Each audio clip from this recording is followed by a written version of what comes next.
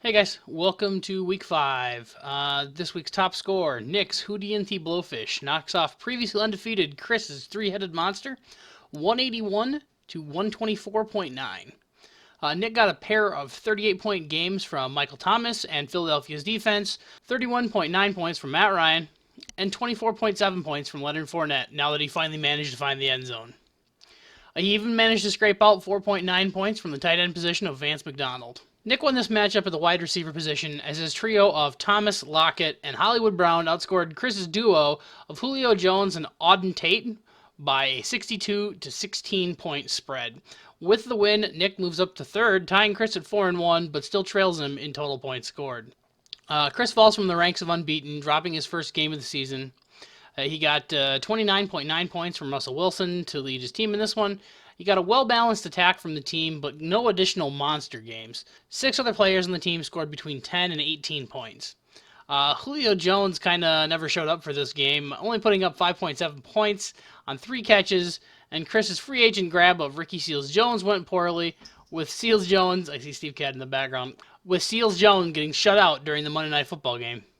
Chris promptly cut his ass and repicked up TJ Hawkinson to back up current starter Chris Herndon of the mighty Jets offense. Fear me, if you dare. I'm not exactly sure who's fearing the Jets offense right now, if it's actually Chris, Dallas, the Jets' Week 6 opponent, or perhaps it's Adam Gase, who's currently the Jets' head coach. When you Google Adam Gase, this is the first picture that shows up. With the loss, Chris snaps a 15-game regular season win streak. This week's biggest blowout, Drew's Run CMC keeps the beatdown train going on Jason's I Was Saying Boo Earns, defeating Jason 178.3 to 107.8, a 70.5 point margin of victory. Drew continues to get monster game after monster game out of Christian McCaffrey, getting 47.7 points from his star running back. McCaffrey is averaging 30.6 points per game, and that number includes the 6.3 point dud that he dropped in week 2. Good luck to Tampa Bay, who gets to play him this week. Stop him! You can barely hope to contain him! To be fair, Tampa Bay was responsible for that shutdown of McCaffrey in week 2, so Drew, you should probably just trade him to me for half a ham sandwich or something. Besides CMC going off, Drew also got 25.8 points from Dalvin Cook, 23.9 points from Tom Brady, and 22.2 points from Cooper Kupp. For Jason, he got 15.2 points from Allen Robinson II, and a pair of 17-point games from George Kittle and Cortland Sutton. Phil Rivers kind of shit the bed for you this week, putting up 4.14 points, which was the second worst quarterback score recorded this week, coming in 29 out of 30 players who scored at the QB position this week, just ahead of Saints gadget player Taysom Hill and behind players like Devlin Hodges and Colt McCoy. Oofta! For Jason, that's 2 of the last 3 weeks that he's lost to the top scoring team in the league. Still, you aren't quite in last place, moving up to 11th, ahead of Pulp 2.0 this week on points total scored, 515 to 513. This week's closest matchup was Derek's Freeman Fuck-Up Project, eking out a win over Lee's That's Headley 105.1 to 103.2, a 1.9 point margin of victory. Derek grabbed the win here, thanks to Odell Beckham Jr.'s fumble on a punt return with 5 minutes to go in the Monday Night Football game. For those keeping score, Odell Beckham Jr. is not playing in this matchup. After coughing up the ball, the Niners went 3 and out and kicked a pointless field goal to make it 31-3. Pointless to everyone but Derek.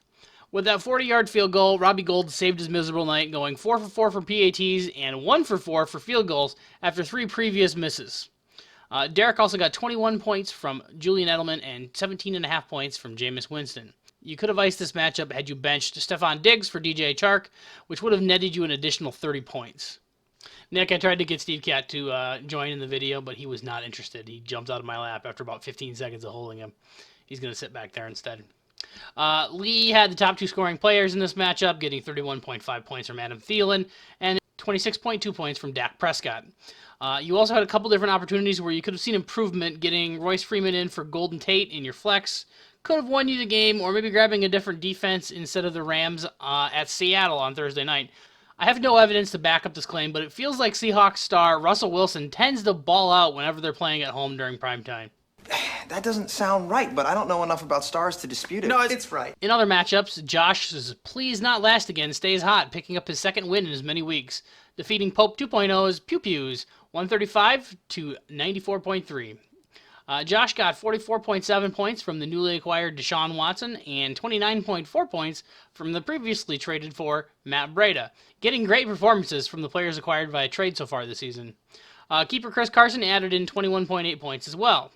Not everything is sunshine and rainbows, though, as Sammy Watkins gave you a big old zero spot when he got hurt on the first drive of the Chiefs game and never bothered to return. It's Wednesday night at this point by the time I'm recording this, and he's still not practicing, so who knows if he's even going to be able to go this week.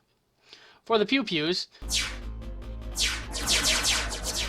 you got 20.9 points from Jared Goff, 20.1 points from Minnesota's defense, and 19.8 points from Sony Michel. And then there were your wide receivers. What a no-show this week from Mike Evans, a healthy 0-point day. Odell Beckham Jr. with 3.76 points and that costly fumble. And Marquise Valdez-Scantling with 2.3 points. Quite the dumpster fire from your wide receiver group this week. Some people see a dumpster fire and do nothing but watch the spectacle. Some are too scared to face the danger. Or they think it will benefit them if they just let it keep on burning. Others shrug and say, oh, all this talk of a dumpster fire, it's just fake news.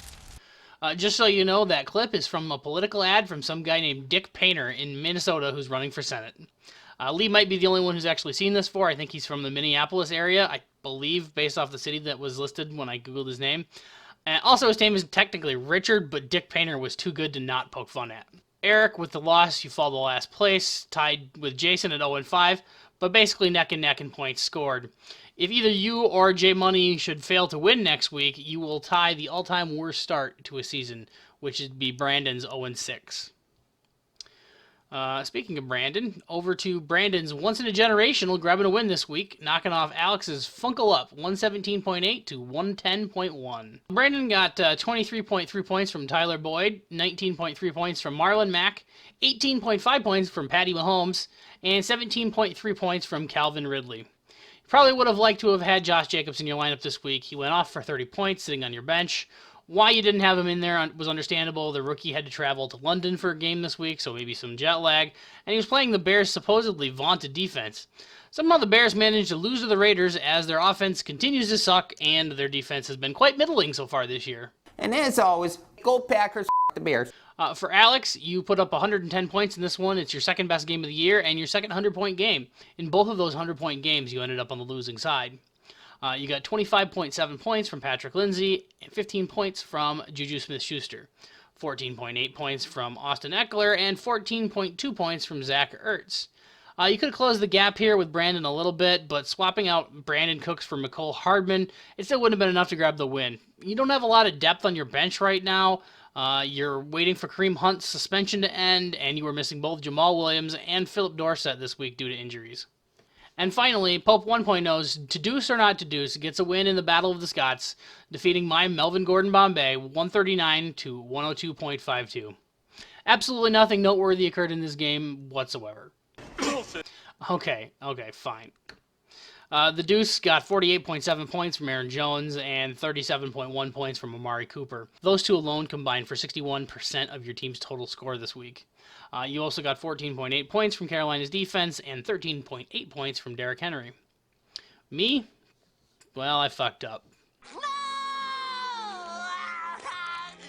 How could I have let the quality of my work slip so bad?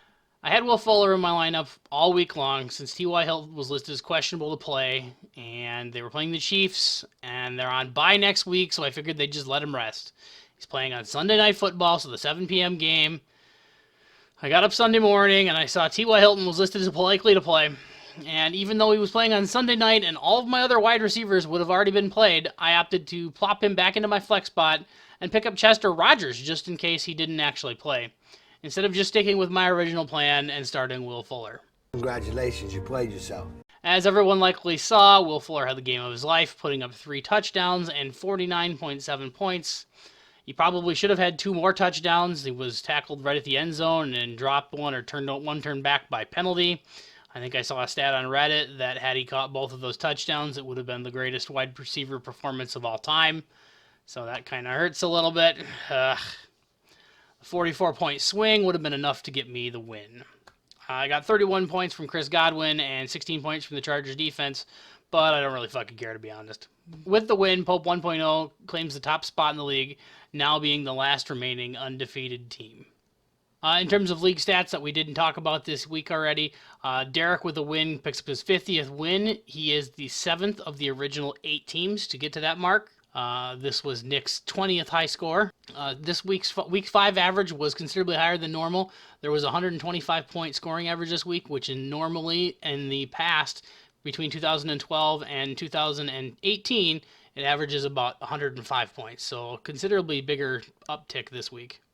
Both Scott B and Drew are on pace to beat Chris's all-time high score record of an average of 140 points. The current average scores is up on your screen right now, so you can kind of see where you are versus what you've been in the past couple of years. It was another pretty quiet week on the waiver wires. Only 2 players were fought over. Gerald and Everett, the Rams tight end, went to Pope 1.0 for $5 with bids over Drew and Chris, and Dallas' defense went to Nick for a $5 winning bid over Pope 1.0, who also had a $5 bid but lost to Nick via waiver priority. Wagers this week, there was a new wager this week. Derek and Lee wagered a 6-pack on their matchup, which was won by Derek. Barely. In terms of existing wagers, Cleveland and Pittsburgh both lost again. Cleveland drops to second in the division behind the 3-2 Ravens, and the Steelers are 1-4 behind them, and the Bengals are 0-5. I'd make a comment about a dumpster fire, but I already used my dumpster fire clip. At least the Steelers are this bad because they lost their starting quarterback. The Browns, well, they don't have any good excuses. Their team was supposed to be a lot better than this, than with all the talent that they've added over the last year. Randall Cobb is up to 17 catches after this week, and Jake Kumaro doubled his total on the season with another catch in the Dallas game, moving the score of that wager to 17-2. That's it for this week. Thanks for sticking around for what I presume is going to be a longer video, but I won't know until I actually edit it. And we'll see you after week 6.